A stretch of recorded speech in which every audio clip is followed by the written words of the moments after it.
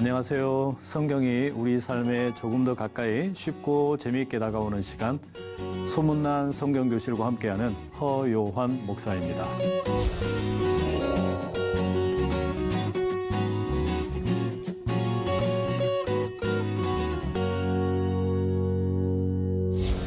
네, 지난 시간 저희는 성령의 열매 가운데 사랑에 대한 이야기를 함께 나누었죠.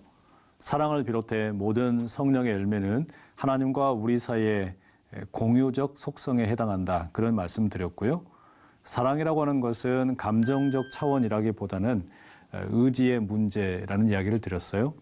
그래서 이 사랑은 고린도전서 13장에 잘 나오는 것처럼 의지적인 차원이면서 나를 희생하는 그런 어떤 용기와 관련이 있다 말할 수 있을 텐데요.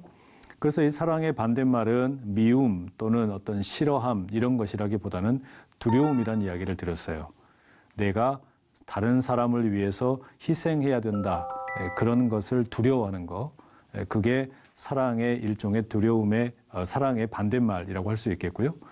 사랑과 비슷하지만 사랑이 아닌 모조품도 말씀드렸죠. 사랑의 모조품, 이기적인 갈망, 다른 사람을 고려하지 않고 내 욕심만 채우려고 하는 거, 이건 사랑이 될 수 없다. 이런 이야기 드렸습니다.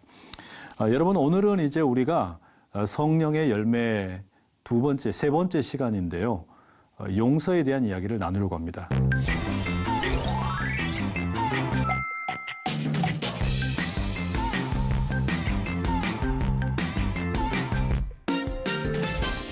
사실 여러분, 용서라고 하는 것은 성령의 열매로 언급되는 갈라디아서 5장에는 나오지 않는 내용입니다.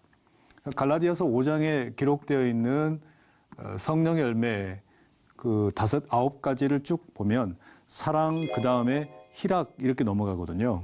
근데 오늘 저희는 이 용서라고 하는 주제를 좀 함께 생각을 해보려고 그래요. 왜 그런가 하면은 용서라고 하는 것은 이 사랑이라고 하는 것과 뗄래야 뗄 수 없는 관계에 있기 때문입니다. 사랑과 용서라는 무슨 드라마도 있었던 걸로 기억을 하는데요.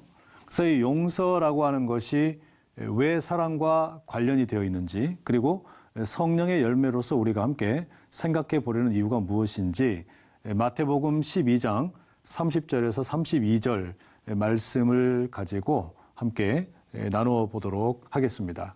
용서에 대한 이야기를 나누는 본문입니다.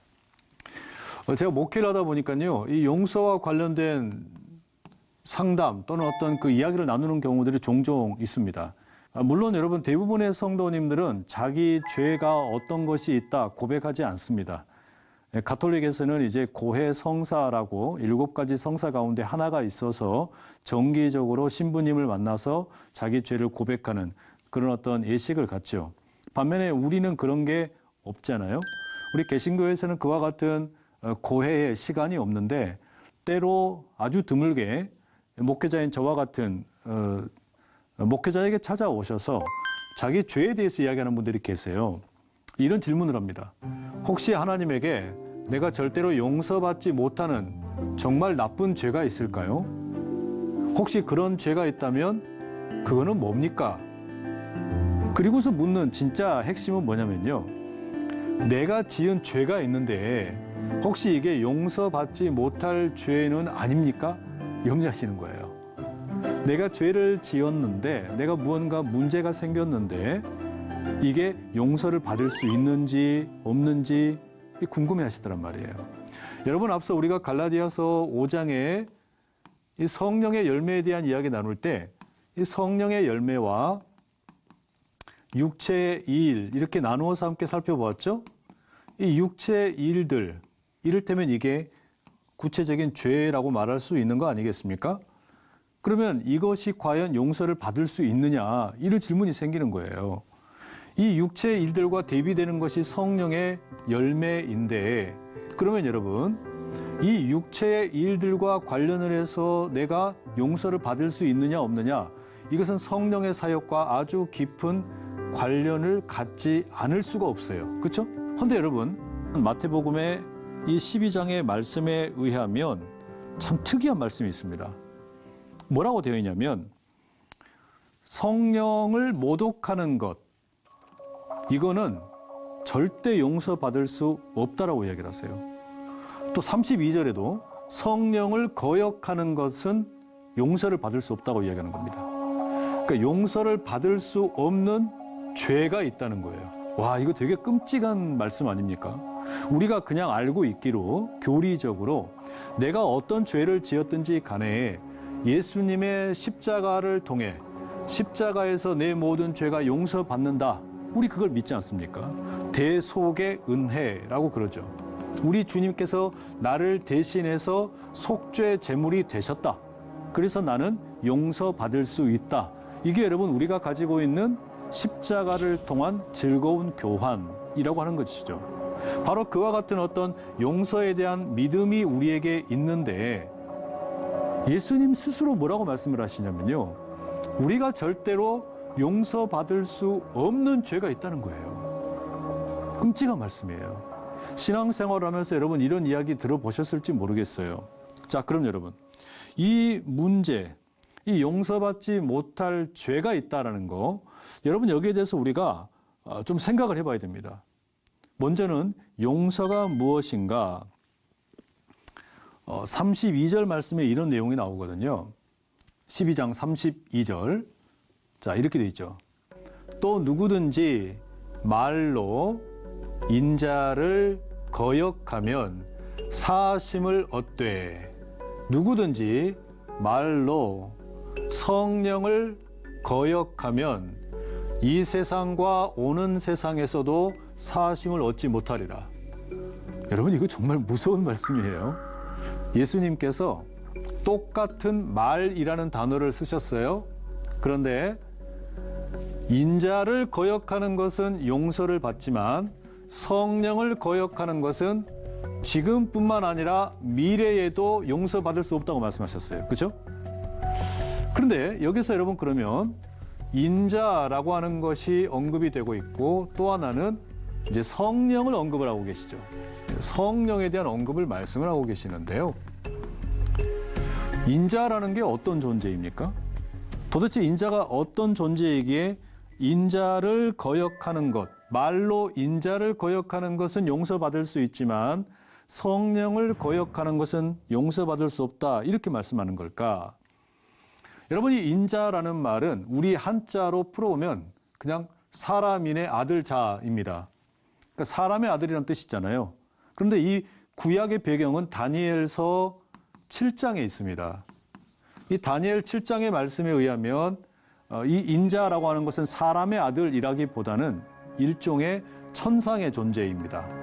특별한 어떤 영적인 존재인데요. 하나님을 대신하는 존재라고 말씀드릴 수 있어요. 하나님을 대신해서 이 땅에 와서 하나님의 뜻을 이루는 분이라고 하는 겁니다. 하늘의 구름을 타고 오시게 될 분입니다. 하나님의 임재를 상징하는 분인데 이게 바로 신약 성경의 예수님을 가리키는 거죠. 그래서 이 인자라는 말은 사실은 예수님을 가리키는 또 다른 표현입니다.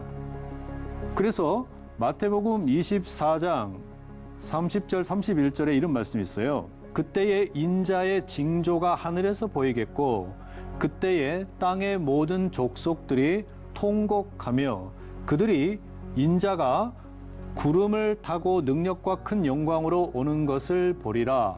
그가 큰 나팔 소리와 함께 천사들을 보내리니 그들이 그의 택하신 자들을 하늘 이 끝에서 저 끝까지 사방에서 모으리라. 인자라는 말이 지금 사용된 배경이 어떻습니까? 어떤 그 종말의 심판, 어떤 그런 느낌을 우리에게 주고 있죠. 그러니까 마지막 때에 왕으로서 이 땅의 모든 사람을 판단하실 분, 그게 인자라는 말입니다. 그러니까 쉽게 이야기하면 온 우주의 왕이다. 이렇게 이해를 하셔도 좋겠어요. 자, 이게 인자입니다. 인자 그러면 그래서 예를 들면 온 우주의 왕과 같은 분입니다. 이분이 예수님이에요. 자, 그런데 중요한 건 뭐냐면 예수님이 뭐라 그러시냐면 마태복음 12장 오늘 본문에 말로 인자, 예수님을 거역하면, 말로 왕을 거역하면 용서를 받을 수 있대요. 그런데 말로 성령을 거역하면 절대 용서를 받을 수가 없다는 거예요. 희한하지 않습니까? 여러분 이게 얼마나 충격적인 말씀이냐면 구약 성경의 에스더와 같은 경우 보시면 에스더가 남편인 임금에게 나아갈 때 어떻습니까? 함부로 나갈 수가 없어요. 왕이 부르지 않았는데 자신이 나가면 죽을 수도 있는 겁니다. 그래서 오빠인 모르드게에게 뭐라 그래요? 내가 죽으면 죽으리라 각오하고 나가겠습니다. 그렇게 이야기하죠. 그만큼 왕에게 나간다라는 거 무서운 일입니다. 이게 일반적인 경우예요. 오늘날도 마찬가지죠. 고대 사회나 지금이나 최고 권력자에게 함부로 다가갈 수가 없어요. 함부로 말을 할 수가 없습니다. 눈도 마주치기 어렵습니다. 이게 일반적인 경우인데 예수님은 지금 뭐라고 말씀을 하신 거냐면요. 이 마태복음 12장의 말씀에 의하면 너 나를 말로 거역할 수 있다는 거예요. 그러면 사함을 받지만 성령을 거역하면 사함을 받지 못한다는 겁니다. 그러니까 예수님이 왕이신데 예수님이 인자이신데 그 예수님을 말로 거역하는 것은 용서받을 수 있어요. 예를 들면 그냥 나 예수님 싫어요. 나 예수님 뜻대로 살고 싶지 않아요. 뭐 이렇게 따지고 묻는 거 괜찮다는 겁니다. 바리새인들이 예수님에게 그렇게 대들었죠. 사두개인들이 그랬죠. 많은 종교인들이 그랬어요. 그거 예수님이 용서해 주시겠다는 겁니다.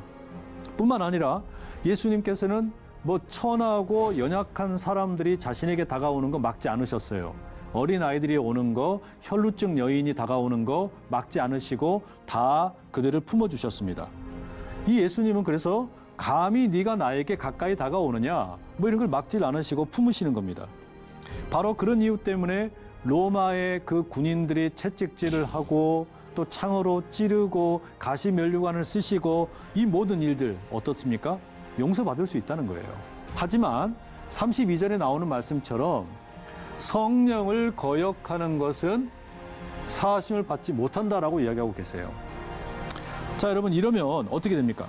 모든 것은 용서받을 수 있지만 32절의 이 말씀에 의하면 성령을 거역하는 것은 용서받을 수 없다. 어떤 예외도 없는 것 같이 이야기를 하셨는데 딱 하나 예외를 두시는 거예요. 성령에 거역하는 게 문제라는 겁니다. 여러분 제가 좋아하는 팀 켈러라는 목사님이 계시는데요. 이 팀 켈러 목사님이 마틴 로이드 존스 목사님의 설교로부터 들은 내용을 말씀드릴게요.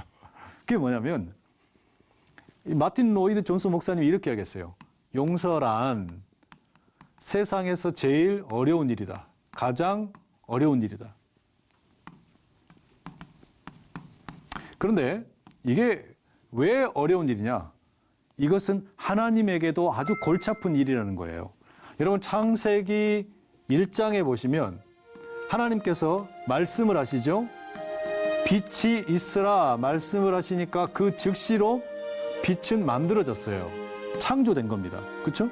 그런데 창세기 3장에 하나님께서 아담과 하와를 용서하셨어요. 그렇죠? 그리고 그들에게 이제는 용서받은 대로 살아라. 사랑을 베푸신 겁니다. 그런데 이 용서가 온전히 이루어지기까지는 예수 그리스도가 오실 때까지 수천 년의 시간이 지나요.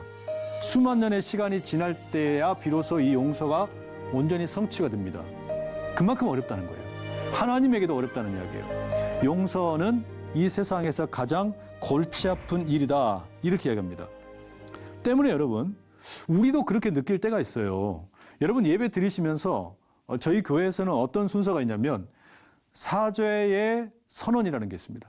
용서를 고백을 하면 사죄를 선포하는 거예요.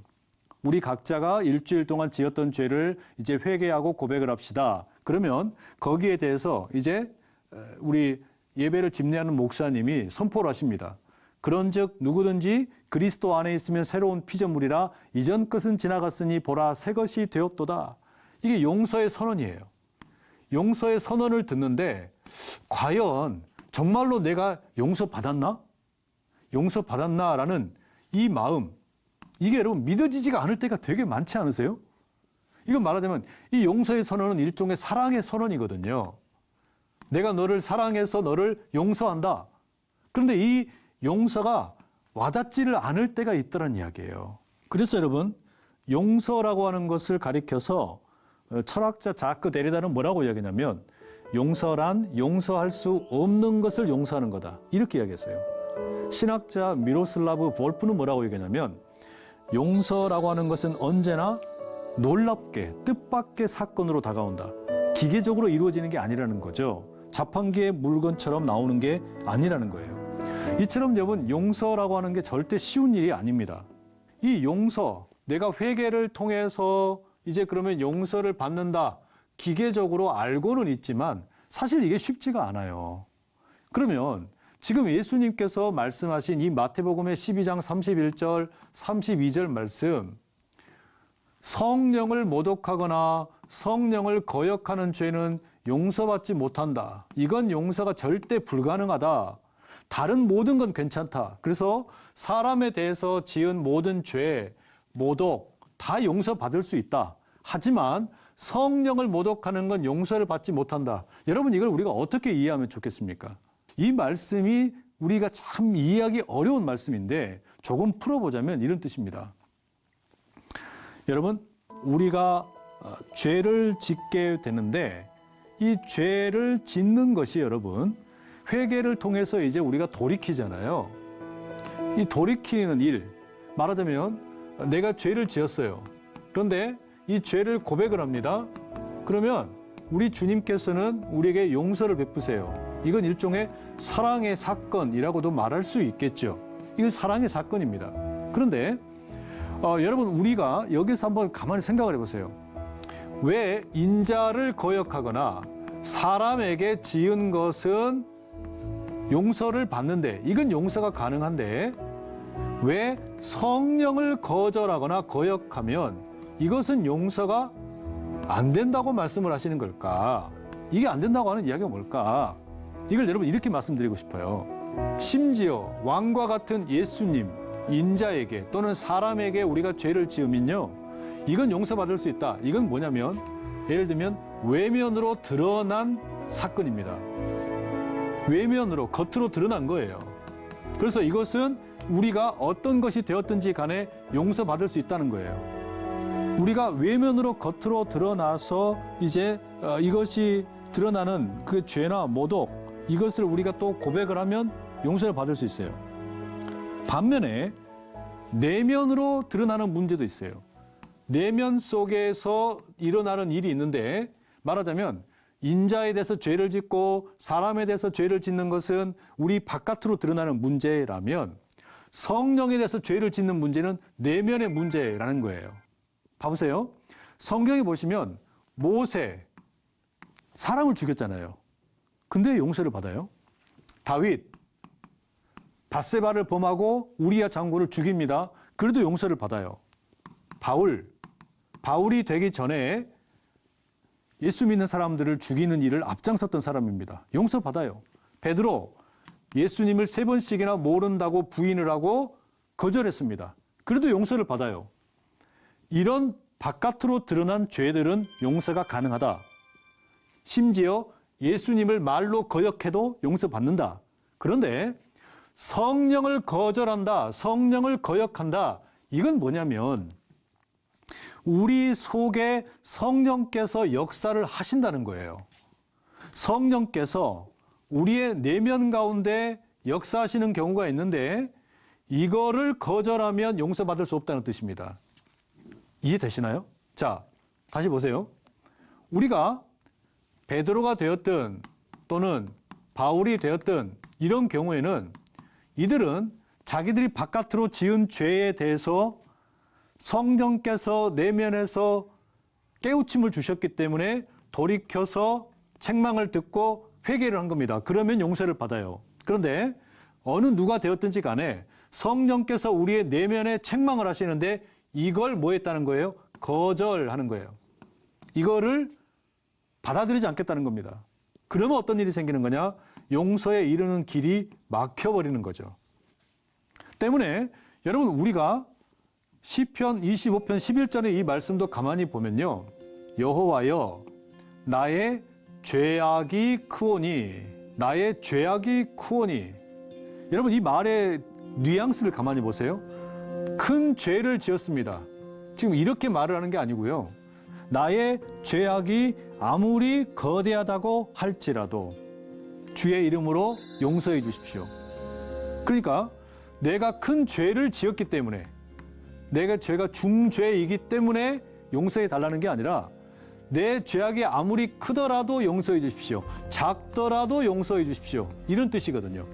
말하자면 성령의 우리가 책망을 들어서 돌이키면 어떤 죄가 됐든 큰 거든 작은 거든 용서를 받아요. 문제는 뭐냐면 이 성령의 책망을 들으면서도 이것을 거절하고 따르지 않는 거예요. 이게 뭐냐면 성령의 열매를 맺기를 거절하는 일이 됩니다.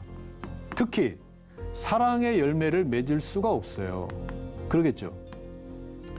하나님께서 무조건적으로 사랑을 베풀기로 작정을 하셨어요. 뭐 하면? 내가 성령을 따라 행하면, 성령을 따라 걸으면 그렇게 하시겠다는 겁니다. 그런데 이 성령을 거절하는 거예요. 그러면 당연히 어떻습니까? 하나님의 이 용서의 사건에 이를 수가 없게 된다는 이야기예요. 그러니 여러분, 예수님께서 하시는 말씀은 모든 죄를 다 사해 주시겠다는 원론적인 말씀이고 당연히 우리에게 꼭 필요한 그런 용서의 말씀인데, 그러기 위해서 꼭 말씀하시는 게 뭐냐? 이 성령의 책망에 귀를 기울이라는 거예요. 성령의 인도하심을 따르라는 거예요. 바로 그런 점에서 이 용서의 사건은 곧 성령의 사건이 되는 것이고, 이 성령의 사건을 우리가 유심히 깊게 돌아보고 따라야 된다는 이야기입니다. 농사를 짓는 분들이 쓰는 말 가운데 석과불식이라는 말이 있더라고요. 이게 어떤 뜻인가 보니까 큰 과일은 먹지 않는다, 그런 뜻이래요. 이게 예를 들면 아무리 춘궁기가 되어도 배가 아무리 고파도 씨감자는 먹지 않는 겁니다. 내년에 농사를 위해서, 새해 농사를 위해서 이 씨감자는 남겨두는 거예요. 그리고 꼭 이 씨앗을 심어서 이걸 통해 이제 열매를 맺기를 기대하는 거죠. 저는 이 석과불식이라는 말을 들으면서 예수님이 곧 하나님의 석과불식이다라는 생각이 들었어요. 예수님이야말로 석과불식, 어떤 석과불식이냐면 용서의 열매를 맺기 위한 석과불식이다. 하나님께서 아담과 하와의 범죄 이후에 얼마나 많은 애언자들과 또 제사장들과 하나님의 사람들을 이 땅에 보내셨겠어요. 이스라엘 백성들이 돌이키도록 하셨단 말이에요. 그런데도 그들이 그 하나님의 말씀을 거절하고 또 거절한 겁니다. 결국에 하나님께서는 예수님을 보내셔서 용서의 씨앗, 석과불식을 심으신 겁니다. 그리고 죄를 용서받는 용서의 사건이 실제로 일어나도록 허락을 하셨어요. 그러니 우리에게 필요한 건 뭡니까? 이 용서의 사건에 이르기 위해서 우리는 성령의 인도함을 구하는 겁니다. 성령께서 나를 책망을 하실 때, 내 마음의 죄를 깨닫게 하실 때, 주님, 내가 죄인입니다. 이제 나를 용서해 주십시오. 주님 뜻대로 따르겠습니다. 이 용서를 통해서 우리는 진정한 하나님의 조건 없는 사랑을 맛보게 되는 거잖아요. 예수님께서 부활하신 후에 여러 제자들을 만나시지만 이 복음서에서 특별히 중요하게 다루는 인물이 하나 있습니다. 바로 베드로죠. 십자가를 앞두고 예수님을 모른다고 베드로가 3번이나 부인을 했습니다. 3번이나 부인했으니 그 얼마나 큰 마음의 짐이 되었겠습니까? 예수님이 돌아가셨어요. 십자가가 예수님의 형벌이 되고, 그리고 3일 만에 예수님이 부활하셨습니다. 그런데 이런 부활의 기적을 보았지만 여전히 베드로는요, 죄책감이 있는 거예요. 여전히 마음에 무거운 짐이 있는 겁니다. 그런 베드로를 위해서 우리 주님이 말씀하셨어요. 요한의 아들 시몬아, 네가 나를 사랑하느냐? 사랑을 물으셨어요. 뭐 하시려고요? 용서하시려고요.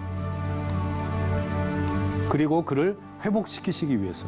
베드로는 자신 안에 있는 그 죄에 대한 무거운 짐, 성령께서 깨닫게 하시는 것, 이것을 예수님과의 만남을 통해서 회복을 하게 되는 거죠.